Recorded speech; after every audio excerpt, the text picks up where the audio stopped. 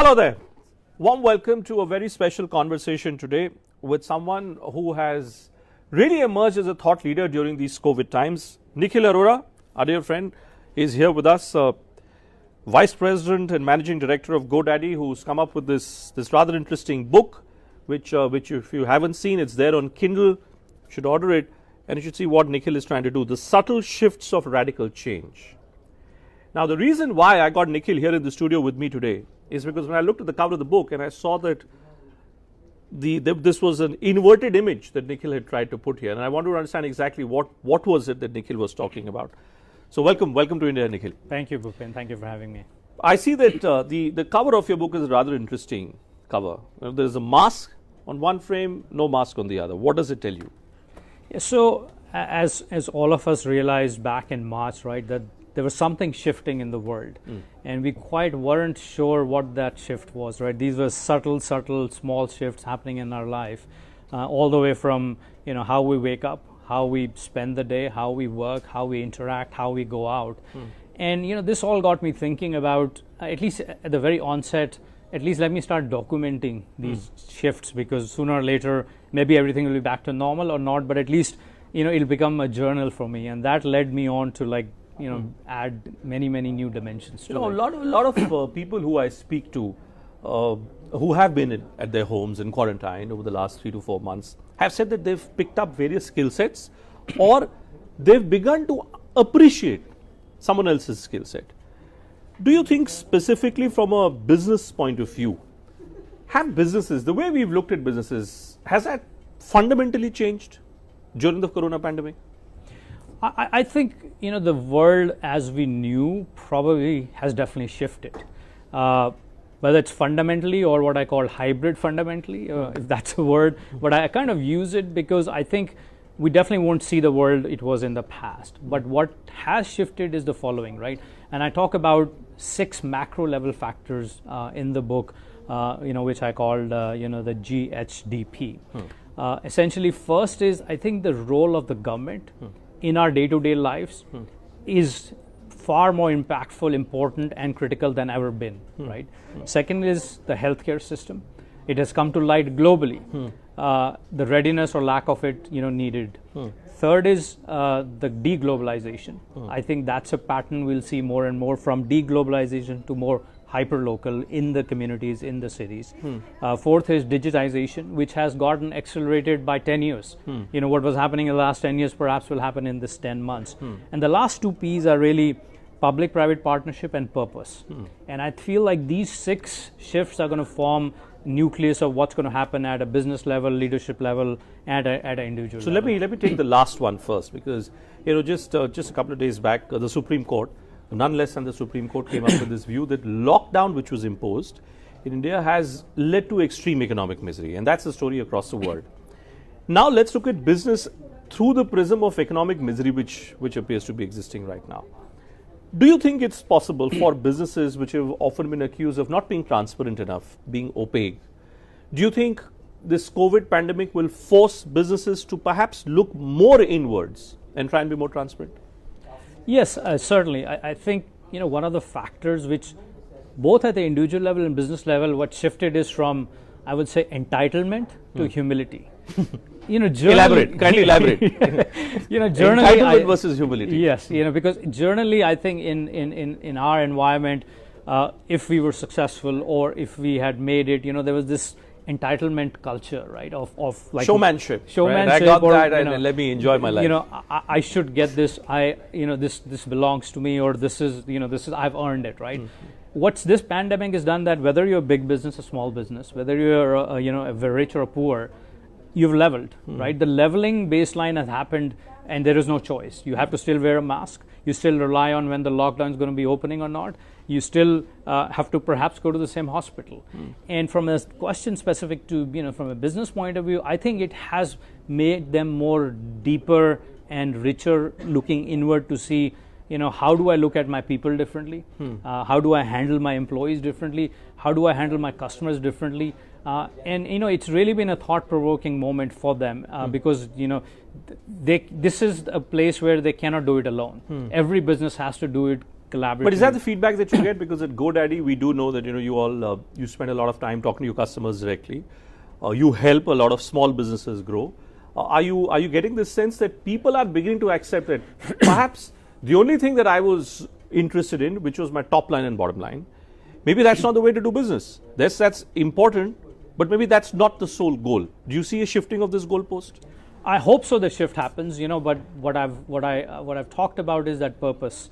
Purpose-driven businesses, I think, would be the way for the future. What is purpose? So far in India, I mean, I'll speak. You have a global perspective. I look at it from an Indian point of view.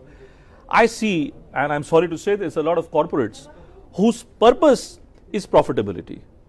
Now, should the purpose of any business be mere profitability? It's essential, but should that be the purpose? I think profitability is an outcome. Everybody's in a business, they have to make a profit. But the purpose is more about the mission, why you exist.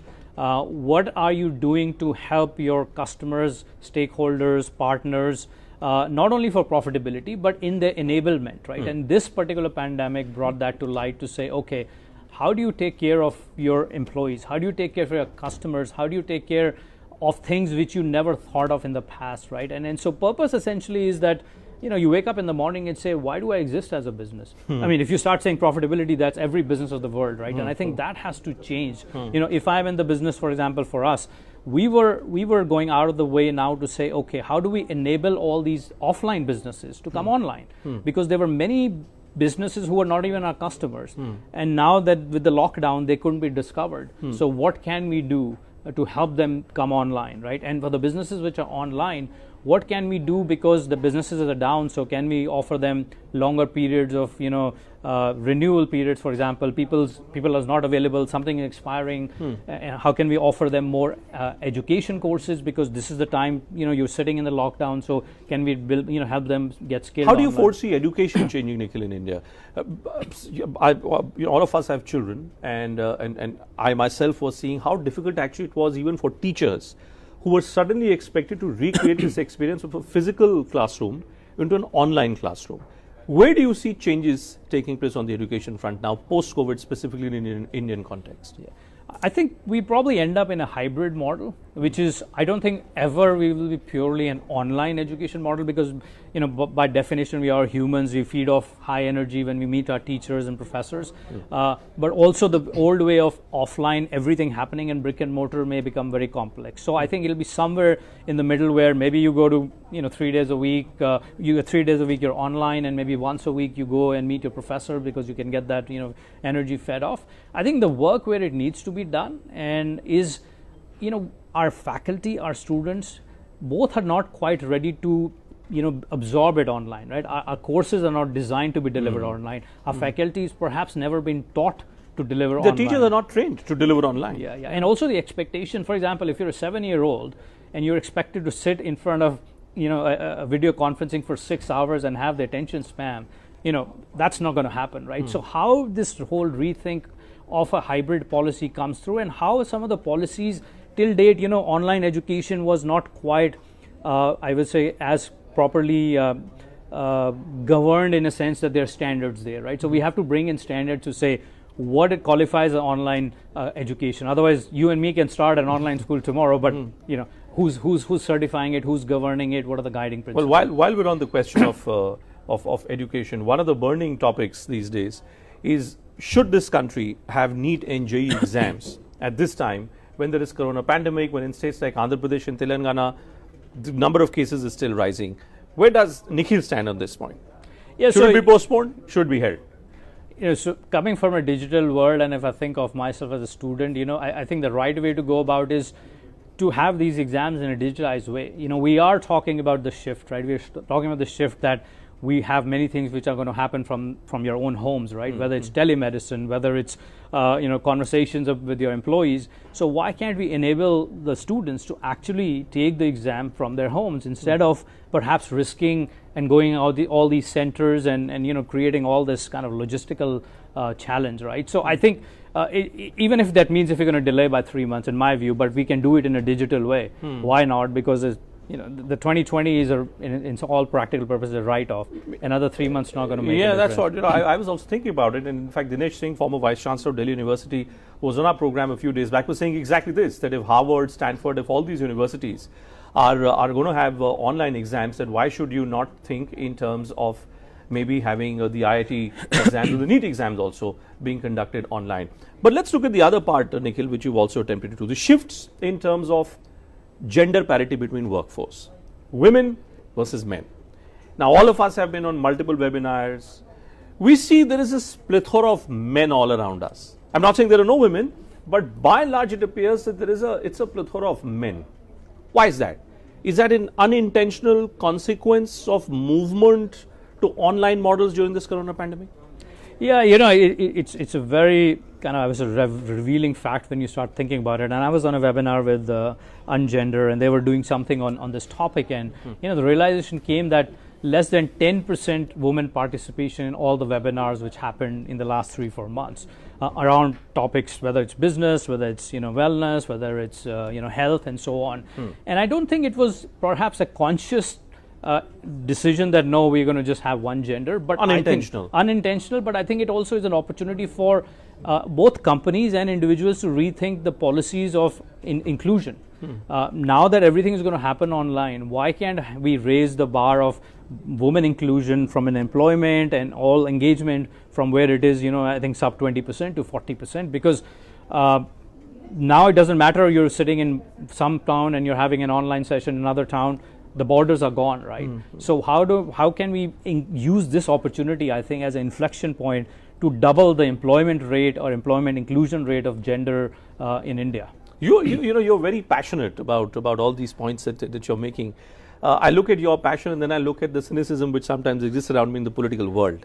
Do you think fundamentally, at a very fundamental level, is the problem in India just this, that there has been far too much emphasis which has been given on political considerations, where genders have largely been reduced to castes, right? Do you think it's possible, maybe now in this post-corona world, for us to move beyond these caste identities of human beings, whether it's men, women, and actually look at it from the point of view that who is at the bottom of the pyramid and how can you elevate them upwards? Yeah, I think this moment gave that realization that caste, religion, gender really all doesn't matter, right? I mean, your mask is your mask and your lockdown is a lockdown, right? I think so. This is a perfect opportunity, and I talk a little bit about in the book about the leadership, and as a business, how do you get socially involved? And I'll give you an example, right? In the past, for example, if my business was located in a certain geography, I would do some CSR work and I would do something else. Now I feel like every business in the place they operate in has a social accountability of uplifting these metrics, whether it's around gender, whether it's around caste, whether it's about economic, whether it's about education. And that means we have to take ownership. So it's almost feel like as part of my strategy, as a business strategy, it has to figure that what am I doing from a social inclusion point of view, social contribution point of view, and it's just not writing a check. I have to be making sure my employees get involved, my customers get involved. So by a region by region, city by city, each of these businesses, they get involved. The second thing I think is also the public-private partnership, because nowhere has been a better time where I think as businesses we need to interact together with the public enterprises, because if you think of leadership, right? Many times when you're hiring leaders, you may not think about their experience in public policy. It may not be important because you're going to operate privately. Now I feel like it is a very important attribute because you have to deal with and that's where the purpose comes in. Exactly. Unless you have someone who has a very clear-cut focus on public policy. Let's just for a moment step aside from your book and let's look at the other passion that you have, which is promotion of .in, right? Explain to our viewers, all of us, I'm on .com, there's indiaheadnews.com, I'm Bhupendra Chaubey.com, I'm gmail.com, but I'm not .in. I should be .in. What's the difference between .com and .in? Yeah. So, at a very onset, when you have a dream, you buy a domain, and the domain is either .com or .in or .org. So when you have a dream, the first thing is to make sure you secure a dream across all possible domains, because think of it, this is your own identity, which will exist forever.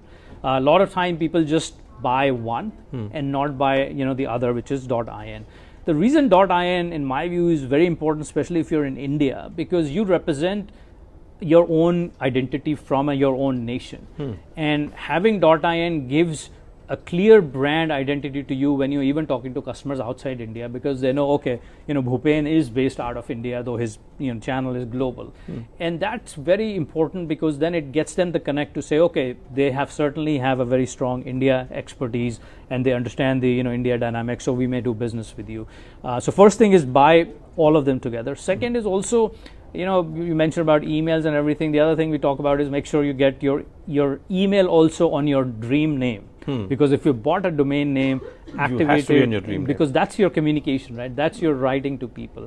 But overall, I think .in, the goal is, we're a country of whatever 700-800 million internet users, and our .in domain names are hardly in the single digits.